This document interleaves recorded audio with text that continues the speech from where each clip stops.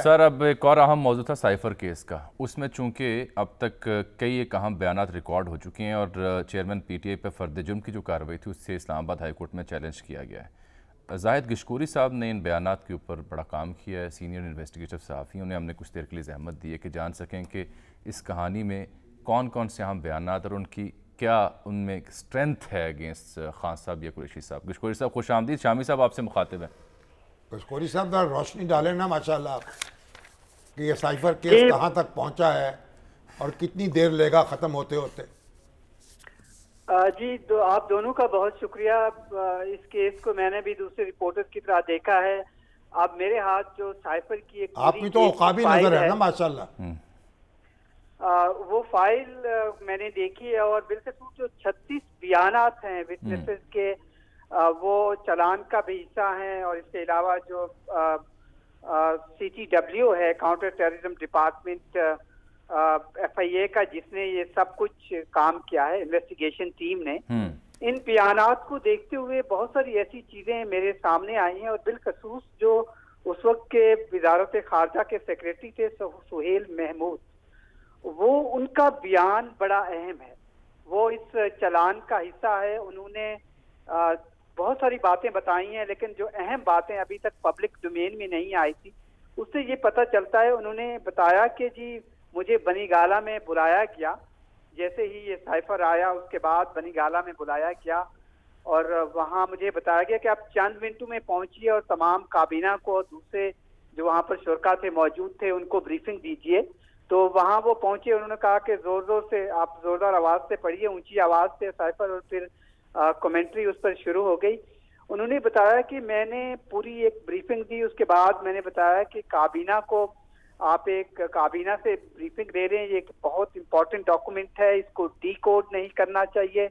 तो इस पर 3 सेक्रेटरीज, जो कि सेक्रेटरी काबीना डिवीजन उस वक्त के थे और सेक्रेटरी लॉ थे, इसके अलावा ज़ाहिर आजम खान मौजूद थे और खुद ये वजारत खारजा के जो सेक्रेटरी थे, इन्होंने उस वक्त की काबीना को और वजीर आजम को ये एडवाइस दी कि ये एक सीक्रेट डॉक्यूमेंट है। पाकिस्तान की तारीख में इस डॉक्यूमेंट को कभी डीकोड नहीं किया गया है।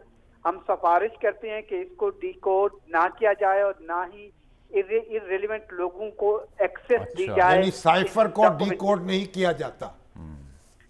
बिल्कुल। पाकिस्तान की तारीख में उन्होंने बताया 1967 के बाद से कोई भी डीकोड नहीं किया गया। अगर आप लोगों ने ऐसा किया तो इसकी कानूनी इम्प्लीकेशन होगी। और साथ ही जो एक्ट है, सीक्रेट एक्ट 1952, जिसके तहत अब सेक्शन 5 और 4 के तहत और 6 के तहत इन दोनों, जो कि उस वक्त के वजीर खारजा और उस वक्त के वजीर आजम, दोनों तहरीक इंसाफ के, इन पर अब केस चल रहा है।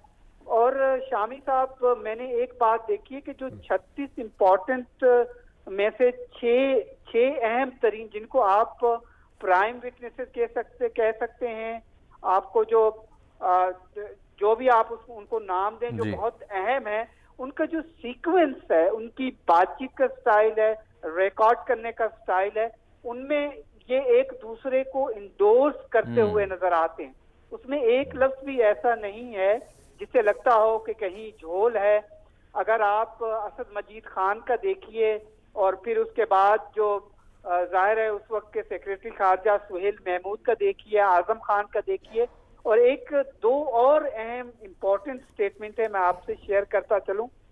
जो उस वक्त के साइफर डायरेक्टोरेट, जो कि फॉरेन ऑफिस का है और या उसको आप क्रिप्टो सेंटर कहते हैं, वहां पर जो डायरेक्टर थे जवाद चट्टा, उनका एक स्टेटमेंट है जी। वो ये कहते हैं कि उसकी मास्टर कॉपी मौजूद है और साथ जो अजीज हसीब बिन अजीज, जो कि director secret section political cell होता है मिनिस्ट्री ऑफ फॉरेन अफेयर्स में, उनका स्टेटमेंट देखिए। और उस वक्त के जो एडिशनल सेक्रेटरी अमेरिका के थे, जो कि वहां पर फैसल त्रिमजी साहब थे, उनका स्टेटमेंट। तो उनसे पता चलता है कि जैसे ही इमरान खान को इन 3 बड़े ओहदेदारान ने मना किया कि इसको पब्लिक डोमेन में ना लेके आइए, अगले दिन उनको पब्लिक डोमेन में लाया गया उस साइफर को। उसकी फौरन बाद अमेरिका की एक आला डिप्लोमेट ठीक की है। तरफ से कॉल आती ये है और वो कहते हैं कि उसकी कॉपी दे दीजिए साइफर ये की। बड़ी इंपॉर्टेंट क्यूरीज हैं, पॉइंट्स हैं जो आपने शेयर किए शामिल साहब। यानी इससे तो ये लग रहा है कि ये मसाइल का शिकार बड़ा होंगी। संजीदा मामला है हाँ जी, क्योंकि कोई अगर ऐसा यानी ये बिल्कुल बयानबाजी से नहीं मामला हो सकता, बड़ी संजीदगी के साथ कंटेस्ट करना होगा इसको। बड़ा एक तलवार लटक रही है। बहरहाल ये ज़्यादा तफसील से पर गुफ्तगू करेंगे ज़्यादा बहुत शुक्रिया गशकोरी साहब आपसे। से। जैसे केस हाँ। आगे चलता है, क्योंकि अभी तो उन्होंने फर्द जुर्म की कार्रवाई भी चैलेंज कर दी है इस्लामाबाद तो हाई कोर्ट बहरहाल में। होती रहेगी। तब तक बयानात अब रिकॉर्ड हो चुके हैं, तो वो ये तो सीक्वेंस जिसमें दिए गए वकीलों के हैं हरबे हैं ना कि कदम कदम पे आप हाई कोर्ट में पहुंचे ताकि ताखीर हो, मगर मेरा नहीं ख्याल है कि ख़ास ताखीर हो सकेगी, क्योंकि समात जो है वो जेल में हो रही है ना। जी हाँ। हाँ जी।